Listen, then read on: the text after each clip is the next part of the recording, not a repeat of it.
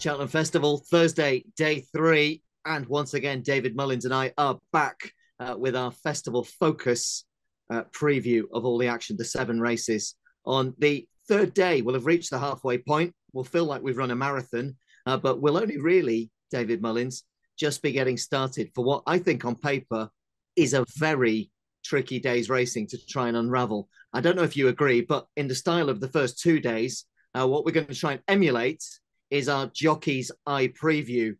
So with that in mind, kicking off at 1:30 with the middle distance Novice Chase, because of course the Turners Novices Chase run over the intermediate 2.5 miles. Who would be your selection as a rider in the weigh room? If you could take the pick of any, who would you want to ride in the opener on Thursday? Yeah, Tom, you have to ride Mighty Potter. He's been faultless. I suppose he did have a little peck out on his head from over jumping in the Drinmore. That could be a slight worry around Cheltenham. He's just so much ability and such a good big jumper. He just nearly fell over a couple of times around Fairyhouse. That's okay. I get away with it. Leopardstown could be a bit tighter, but this horse on ability and what he's done this year, he should be odds on really. But it is looking very competitive. Banbridge. Sir Gerhard, now there's talks about him going for this. Sir Gerhard, and appreciated as well, stepping up and trip. So it could be it just could be a lot more competitive than it first looked on maybe a couple of weeks ago. Just with it all boiling down, it looks like this is the race where Willie is possibly sending 2 of his best novice chasers as well. So he mightn't get it all his own way. And Banbridge has won there twice before. He's going to benefit from the step up and trip as well. But Mighty Potter is the one you have to be on. Well, if that is a relatively obvious selection, one race that's never obvious, it's fiendishly difficult, let's be honest, is race 2 on the Thursday in the 2:10 slot. It is, of course, the handicap maze, the puzzle, which is the Pertemps final.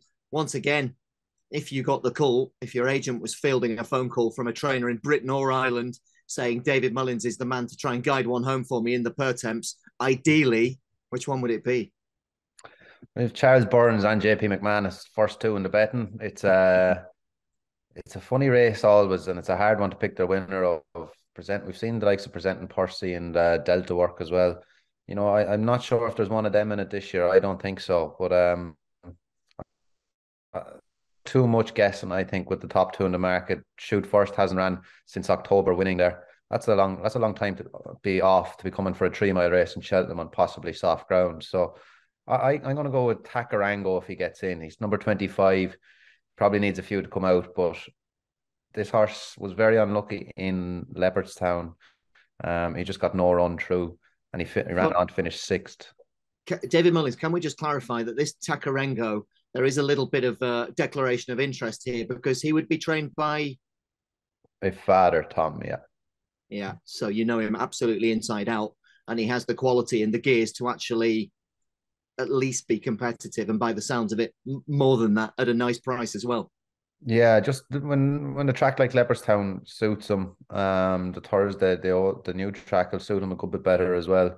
Just the lack of jumping in the last 6 furlongs, same as Leopardstown, that really helps this horse. And a stiff finish, if he got into any bit of a rhythm, and if he got into the race for a starter, he'd probably be the one I'd side with. Interesting. Takarengo for the Pertemps.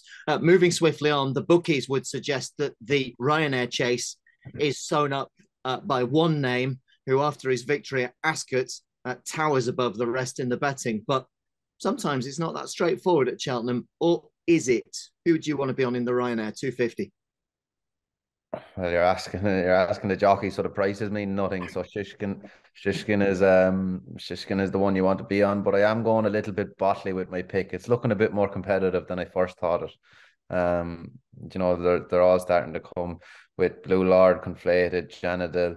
They're there, like, you know. And Envoy Allen, I know he won a Grade 1 and he's not the same horse he used to be possibly, but he's still in it and he still has a chance. We're talking about Shishkin, who came back after a disappointing 2 runs, nearly 10 months he was disappointing for. So, you know, you have to give Envoy Allen a shout if you're giving Shishkin a shout on the fact that he might come back. But he's definitely the one you want to be on, but it is a competitive race. Shishkin for the Ryanair. The feature on day 3, the Thursday, is at 3:30. It is the Stayers Hurdle. You just used the phrase competitive. That's undoubtedly what this race is. You can only pick one, David Mullins. Who's it going to be in the stayers? Because this could be a spectacle. Yeah, it's looking like Marie's Rock is going for the mare's hurdle now after everyone thinking she would run in the stairs. But I don't know. Blazing Cal, God only knows how fit he was first run in Navan. T Hoopu has form. So does Home by the Lee. We're not his classical dream. I don't. The vibes aren't good on him at the minute. Whether he runs or not, I'm not sure. I'd probably stick with Home by the Lee now. After looking back through all the form, I'm just not. I'm just not jumping out for Blazing Cal or T Hoopu. You were complimentary about T Hoopu at the time after Goran Park, and going back prior to that, you were complimentary about Home by the Lee. But it is, to clarify, Joseph O'Brien's Home by the Lee that you're going to stick with. Yeah, just I was at a couple of Cheltenham preview nights, and I was with one. I was at one in Dublin with Jamie Codd and Dennis O'Regan, and they obviously know T Hoopu well, and they say he is dependent on soft to heavy ground. He didn't look like that to me, but when they were full sure he needs softer, very heavy ground or whatever. But so that kind of turned me off him a bit if he was that dependent on it. Although bearing in mind, perhaps soft ground will be the order of the day. Certainly 4 days away from the meeting, it looks as if the word soft will feature at least on the opening day, albeit they'll have switched tracks by the Thursday. Race 5, 410. Well, we said it was a tricky day's racing because not only have you got to try and pick which one you'd successfully ride in the Pertemps, I'm also going to ask you about what is now called the Magnus Plate, the handicap chase over an extended 2.5 miles. This is never easy. Who'd you like to be on? So Scottish for me. I used to ride him out in Emmets. I was always a massive fan of the horse. I know there's a big one in him. He let everyone down for the accumulator in Tramore. I couldn't believe how he got beat. But he's done nothing but improve and look like that on the track since. I think this is a proper horse. I have a soft spot for him. I know that means nothing, but I can't see this lad beat. So that would be a winner for Emmett Mullins, ridden by David Mullins, were it to be the case.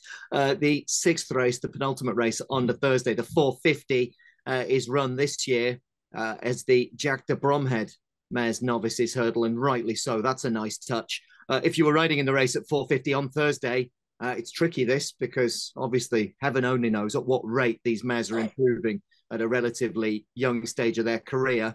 Who would you choose?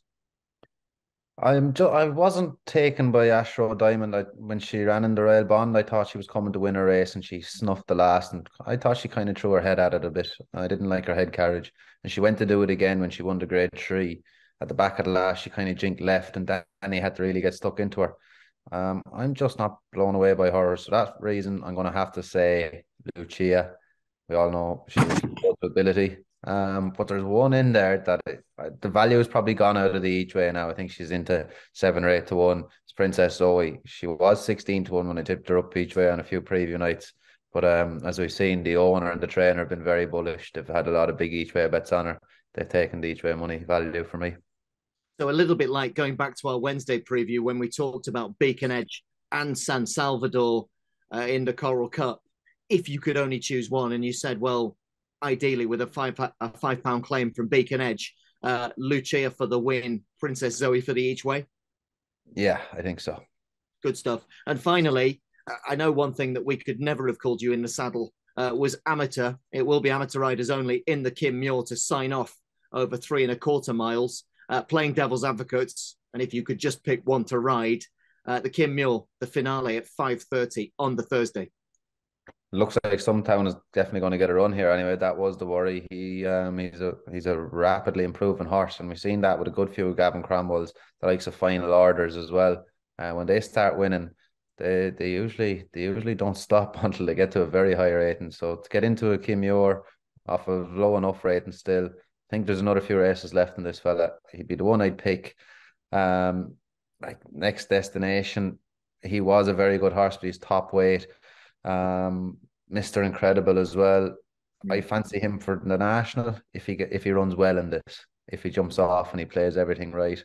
But he's just got 12 stone. I think that's a lot of weight. To carry around Cheltenham. So to boil it down and absolutely be clear, Your pick on the day with that in mind is Stumptown. Stumptown for the Kim Muir 5:30 on the Thursday. That leaves us with the traditional sign-off, which is you've made 7 choices. If you turned up and you had your bag, your equipment, your boots, your helmet, your stick, and you could only ride one of those 7 names, who, David Mullins, would it be on Thursday at Cheltenham, day 3? If the prize money was all the same for every race, I'd pick So Scottish. So Scottish in the Magnus Plate, race 5. That will be the 4:10 on Thursday. That is Thursday, done and dusted, gift wrapped from David Mullins, his 7 ideal rides on the day. We'll be back to do it again one more time for Gold Cup Day. See you then. Thanks for watching.